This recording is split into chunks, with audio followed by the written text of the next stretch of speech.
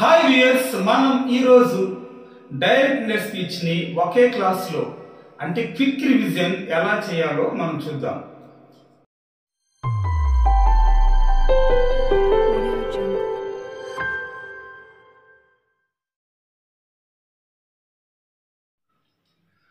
First of all మన direct speech లో ఎన్ని మోడల్స్ ఉన్నాయి అంటే how many types of sentences అనేది చాలా ఇంపార్టెంట్. మొదటగా మనం అసర్టివ్ అనేది మొదటి మోడల్లో మనం చూస్తే ఈ అసర్టివ్ నే మనం డిక్లరేటివ్ సెంటెన్స్ అంట, అలాగే అఫర్మేటివ్ సెంటెన్స్ అని కూడా అనొచ్చు.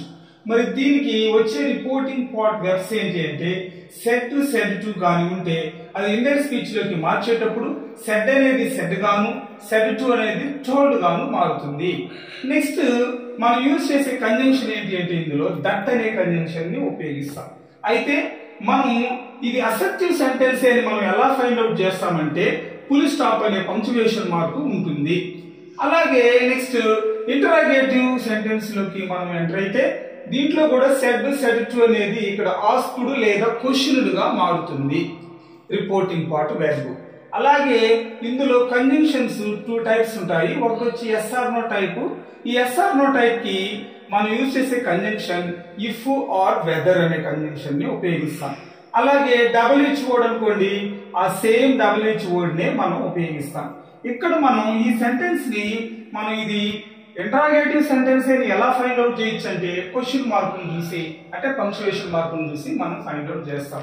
అలాగే next imperative sentence. Imperative sentence లో సెడ్ సెడ్ టు అనేది కోరాగా మారుతుంది. కోరా అంటే కమాండెడ్, ఆర్డర్డ్, రిక్వెస్టెడ్, అడ్వైజ్డ్. ఏదైతే సూటబుల్ అయిన మరి రిపోర్టింగ్ పార్ట్ వెర్బ్ ఉంటుందో దాన్ని మనం ఆన్సర్ లో యూజ్ చేయాల్సి ఉంటుంది. అలాగే నెక్స్ట్ ఇక్కడ యూజ్ చేసే కంజంక్షన్స్ ఏంటి అంటే పాజిటివ్ కేమో టు అనేది యూజ్ చేస్తాం, నెగటివ్ కేమో నాట్ టు అనేది ఉపయోగిస్తాం. అయితే ఇక్కడ వచ్చే పంక్చువేషన్ మార్కు ఫుల్ స్టాప్.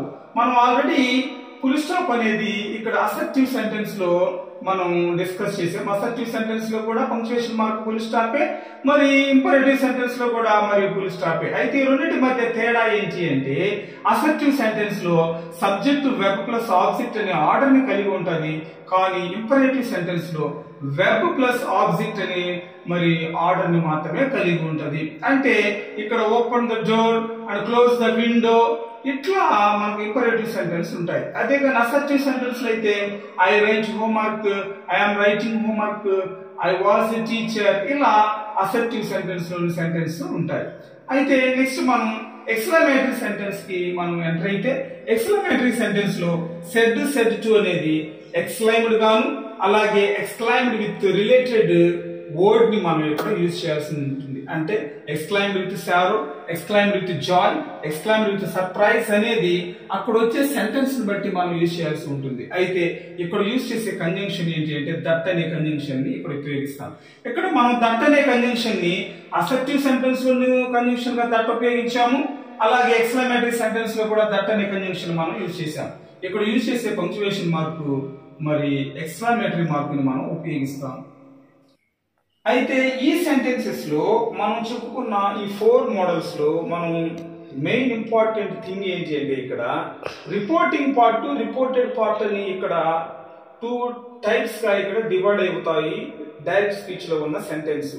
అయితే మనం రిపోర్టింగ్ పార్ట్ లో ఉన్న పార్ట్ ఇక్కడ చూసినట్లయితే రిపోర్టింగ్ పార్ట్ లో ఉన్నది సబ్జెక్ట్ ఉంటది, ఆబ్జెక్ట్ ఉంటది, అలాగే రిపోర్టింగ్ పార్ట్ వెర్బ్ కూడా ఉంటది అన్నమాట. అయితే ఇక్కడ రిపోర్టెడ్ పార్ట్ లో అయితే మనకు ఇక్కడ మెయిన్ ఇంపార్టెంట్ ఏంటంటే persons, first person, second person, third persons. అయితే ఈ ఫస్ట్ పర్సన్ అనేది మనం దేని బట్టి చేంజ్ అవ్వాలి అంటే రిపోర్టింగ్ పార్ట్ లో ఉన్న సబ్జెక్ట్ పైన డిపెండ్ అయి ఉంటది. మరి ఇక్కడ సబ్జెక్ట్ మరి ఇక్కడ ఉన్న ఫస్ట్ పర్సన్ ఇక్కడ ఉన్న సబ్జెక్ట్ పైన డిపెండ్ అవుతుంది. అలాగే ఇక్కడ ఉన్న సెకండ్ పర్సన్స్ అన్ని కూడా ఇక్కడ ఉన్న ఆబ్జెక్ట్ పైన డిపెండ్ అవుతాయి. ఒకవేళ థర్డ్ పర్సన్స్ కానీ ఉంటే థర్డ్ పర్సన్స్ ఎట్టి పరిస్థితుల్లో చేంజ్ కావు, అంటే యాజ్ ఇట్ ఈజ్, అంటే third persons as it is అలాగే వస్తాయి. అంటే ఫస్ట్ పర్సన్స్ అంటే ఏంటి ఐ, మీ, మై, అలాగే we, us, our. Second person అంటే ఏంటి మరి యు, యు, యువర్. అంటే ఇక్కడ subject case, object case, possessive case. ఆ కేసు ఇక్కడ ఏ కేసులో ఉంటే ఇక్కడ ఉన్న సబ్జెక్ట్ ని, ఆబ్జెక్ట్ ని ఆ కేసులోకి మనం మార్చాల్సి ఉంటుంది పర్సన్ బట్టి. ఓకే, మనం ఒకసారి ఇక్కడ వెర్బ్ టేబుల్ అనేది అబ్జర్వ్ చేస్తే మరి ఇండైరెక్ట్ స్పీచ్ లోకి మార్చేటప్పుడు డైరెక్ట్ స్పీచ్ లో ఉన్న వెర్బ్స్ అనేవి చూడండి V1 ప్లస్ SRES అనేది V2 గా మారుతుంది. అలాగే V2 అనేది హ్యాడ్ ప్లస్ V3 గా చేంజ్ అవుతుంది. ఇది చాలా ఇంపార్టెంట్ అయిన టేబుల్. అలాగే నెక్స్ట్ మనం పర్సన్స్ అండ్ కేసెస్ టేబుల్ ని మనం అబ్జర్వ్ చేస్తే పర్సన్స్ అండ్ కేసెస్ టేబుల్ మరి పర్సన్స్ అనేవి ఇక్కడ 3 పర్సన్స్ గా ఉంటాయి. మరి ఫస్ట్ ఇక్కడ చూడండి, first person, second person, third person. మళ్ళీ వీటిని మనం డివైడ్ చేస్తాం. సబ్జెక్టివ్ కేసు గాను, ఆబ్జెక్టివ్ కేసు గాను, పొసెసివ్ కేసు గాను డివైడ్ చేస్తాం. అయితే ఫస్ట్ పర్సన్ లో సింగులర్ ఏంటి అంటే ఐ. ఈ ఐకి ఆబ్జెక్టివ్ కేసు మీ, అలాగే పొసెసివ్ కేసు మై. అలాగే ఫస్ట్ పర్సన్ కి ప్లూరల్ ఫామ్ వి. మరి దీని యొక్క ఆబ్జెక్టివ్ కేసు అస్, దీని పొసెసివ్ కేసు అవర్. అలాగే సెకండ్ పర్సన్ మరి సింగులర్ ప్లూరల్ ఇవే, దీనికి ఆబ్జెక్టివ్ కేసు వచ్చి యు అండ్ పొసెసివ్ కేసు వచ్చి యువర్ గా మనం చేంజ్ చేస్తాం. అలాగే థర్డ్ పర్సన్ సింగులర్స్ అంటే హీ, షీ, ఇట్. మరి హీకి మరి ఆబ్జెక్టివ్ కేసు అంటే హిమ్, పొసెసివ్ కేసు హిజ్. షీకి objective case her, possessive case కూడా హర్రే. ఇట్ కి objective case it and possessive case it's. తర్వాత దేకి మరి దేనికి ప్లూరల్ ఫామ్ థర్డ్ పర్సన్ లో, ఇవన్నీ సింగులర్స్, ఇది ప్లూరల్ ఫామ్. మరి దేకి ఆబ్జెక్టివ్ కేసు వచ్చి దెమ్, పొసెసివ్ కేసు వచ్చి దేర్. ఇలా ఈ పర్సన్స్ అండ్ కేసెస్ అనేది మనకు చాలా important. First person, second person, అలాగే థర్డ్ పర్సన్స్. ఈ కేసెస్ అన్ని మనం నేర్చుకుంటేనే ఇండైరెక్ట్ స్పీచ్ లో ఆన్సర్స్ ని మనం ఈజీగా చేయగలం. అలాగే చెప్పేప్పుడు మనకు ఈజీగా అర్థం కూడా అవుతుంది. అయితే నెక్స్ట్ యాడ్వర్బ్ టేబుల్ ని అబ్జర్వ్ చేద్దాం. ఒకవేళ డైరెక్ట్ స్పీచ్ లో కానీ నవ్ అనే యాడ్వర్బ్ ఉంటే అది దెన్ గాను, ఎగో ఉంటే బిఫోర్ గాను, హియర్ ఉంటే దేర్ గాను, దిస్ ఉంటే దట్ గాను, దీస్ ఉంటే దోస్ గాను, టుడే ఉంటే దట్ డే గాను, టుమారో ఉంటే ద నెక్స్ట్ డే గాను, ద ఫాలోయింగ్ డే గాను చేంజ్ అవుతుంది. అలాగే yesterday, the previous day, the day before.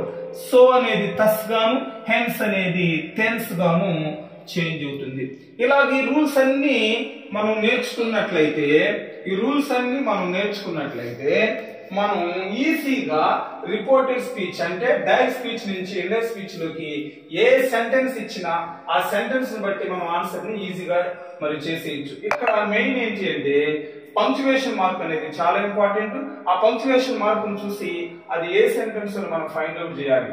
Full stop కానుంటే అది అసర్టివా లేకపోతే ఇంపరేటివా అని రెండింటిలో కన్ఫ్యూజన్ వద్దు.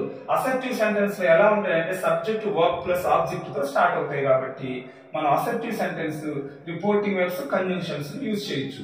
అలాగే ఇంపరేటివ్ సెంటెన్స్ ఫుల్ స్టాప్ తో ఎండ్ అయినా కానీ సబ్జెక్ట్ తో స్టార్ట్ కావు, వెబ్ తో స్టార్ట్ అవుతాయి కాబట్టి మనం ఈజీగా ఫైండ్ అవుట్ చేయొచ్చు.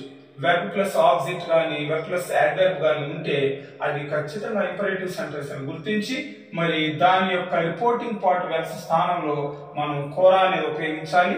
అలాగే అది పాజిటివ్ అయితే టు అనేది, నెగిటివ్ అయితే నాట్ టు అనేది ఉపయోగిస్తాం. అలాగే ఎక్స్క్లమేటరీ మార్క్ కానీ ఉంది అంటే అది ఖచ్చితంగా ఎక్స్క్లమేటరీ సెంటెన్స్ అని గుర్తించి మనం దాని యొక్క reporting part verbs said to అనేది మనం ఎక్స్క్లైమ్డ్ విత్ అంటే సూటబుల్ అయిన వర్డ్ ని అంటే exclaimed with sorrow, exclaimed with joy, exclaimed with conjunction మాత్రం దట్ అనేది ఉపయోగిస్తాం ఎక్స్క్లమేటరీ సెంటెన్స్ లో. అలాగే అసర్టివ్ సెంటెన్స్ లో కూడా కంజంక్షన్ దట్ అనేది ఉపయోగిస్తాం. ఇలాగేటివ్ సెంటెన్స్ అని గుర్తించి సెడ్ టు అనేది ఆస్క్డ్ ఆర్ క్వశ్చన్స్ 2 టైప్స్ కదా, yes or no type questions గాని వచ్చాయి అనుకోండి మనం వాటిని ఉపయోగిస్తాం. అలాగే WH తో వచ్చే క్వశ్చన్స్ గాని వస్తే మనం వాటికి అదే వర్డ్ ని WH వర్డ్ ని ఉపయోగిస్తాం. దీని మార్క్ గాని వస్తే దాన్ని ఈజీగా మనం ఇంటరాగేటివ్ సెంటెన్స్ అని గుర్తి అవి కూడా గుర్తించడం చాలా ఇంపార్టెంట్. అది మరి yes or no type question WH word అయితే కంజంక్షన్ మారిపోద్ది. ఇలా మనం రిపోర్టెడ్ స్పీచ్ లో ఉన్న మరి సింపుల్ టెక్నిక్స్ ద్వారా మనం క్విక్ గా ఈ రివిజన్ ని మనం కంప్లీట్ చేయొచ్చు.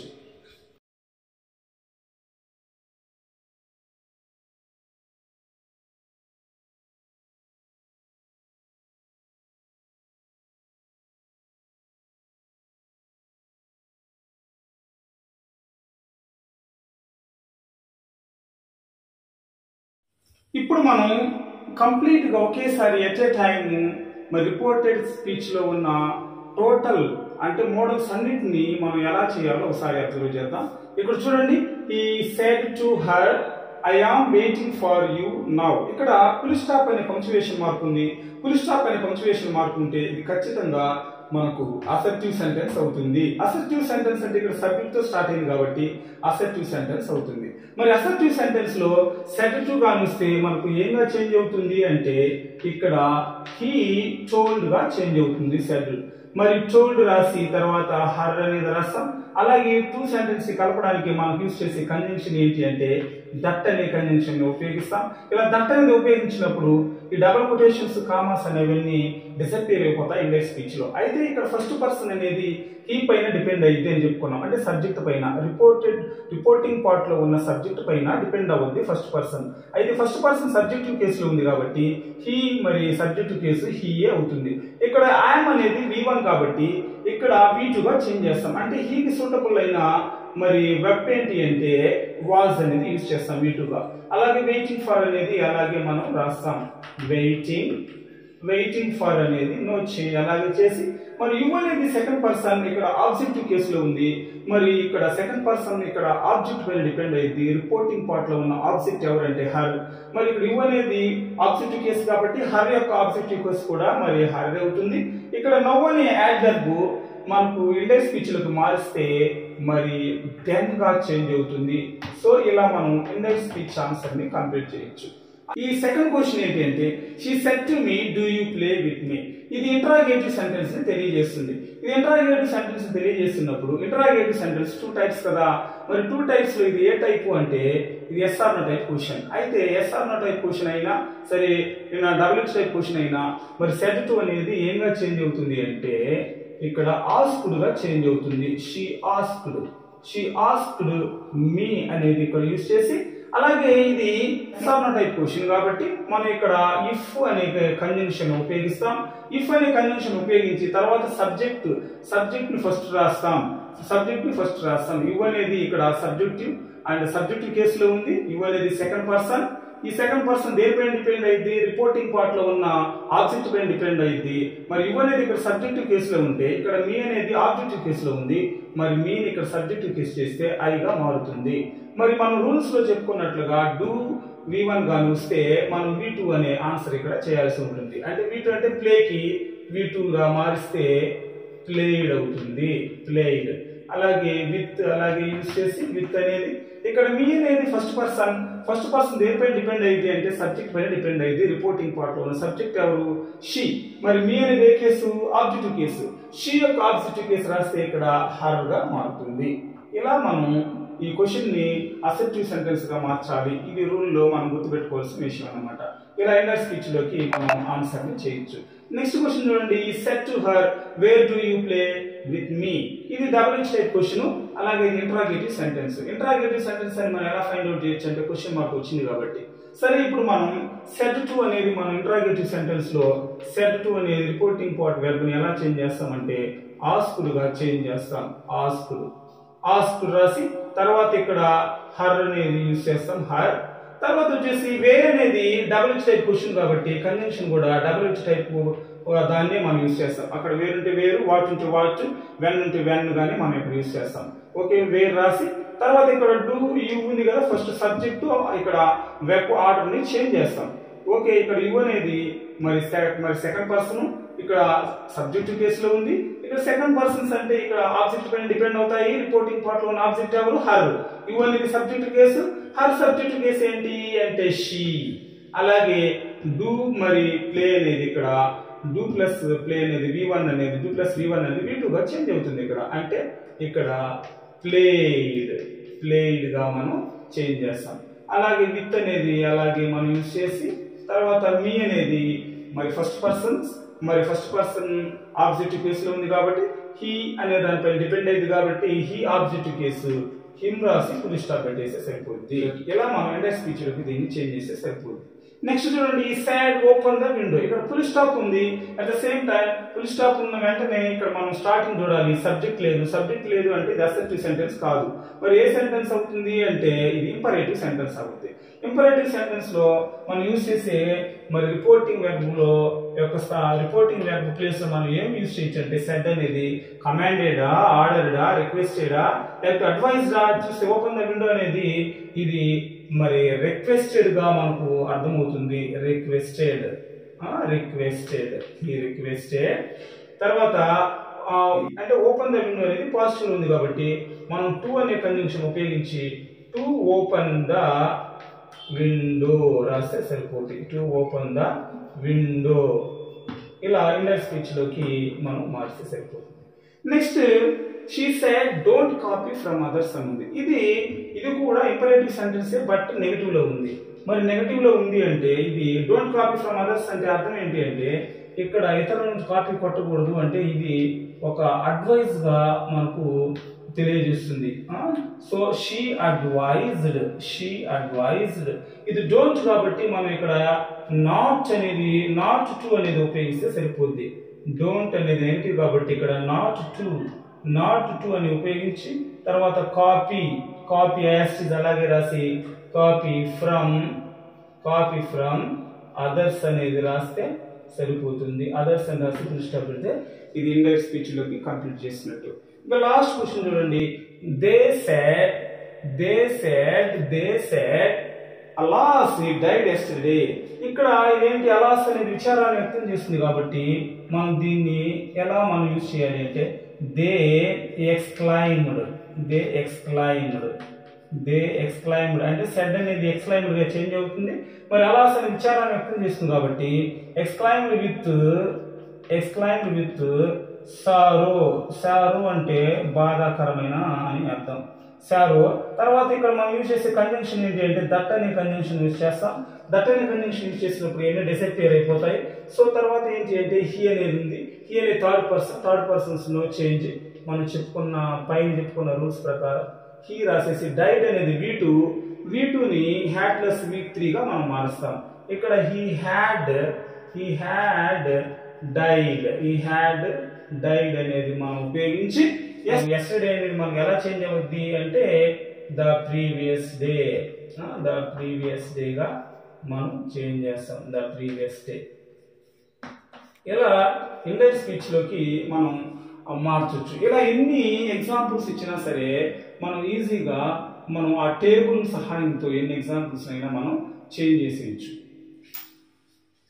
చూసారు కదా డైరెక్ట్ స్పీచ్ ఆల్ మోడల్స్ ని. దీన్ని మనం క్విక్ రివిజన్ గా మనం కన్సిడర్ చేయొచ్చు.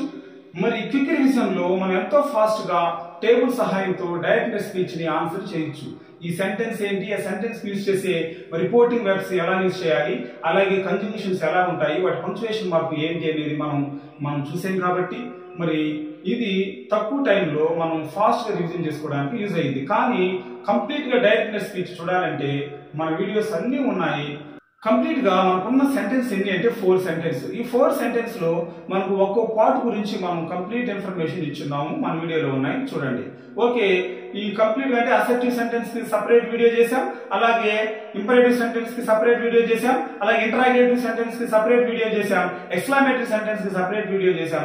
ఇవన్నీ చూడండి, చూసి A to Z ఇన్ఫర్మేషన్ అందులో ఉంది. కాకపోతే ఇదేంటంటే జస్ట్ మనం క్విక్ గా అంటే ఫాస్ట్ గా ర్యాపిడ్ గా ఎలా రివిజన్ చేయాలో అనేది జస్ట్ మాత్రమే ఇది యూజ్ అవుతుంది. అంతేకాని ఈ కంప్లీట్ ఇన్ఫర్మేషన్ అనేది మనకు కావాలి అంటే మన వీడియోస్ లో ఉన్న ప్రతి పార్ట్ ని మీరు కానీ చూసినట్లయితే ఈజీగా మీకు అర్థమైపోతుంది. So if you like this video, then don't forget to hit the like button and subscribe to my channel if you are new. See you again in the next video. Till then, take care, bye bye, and happy learning.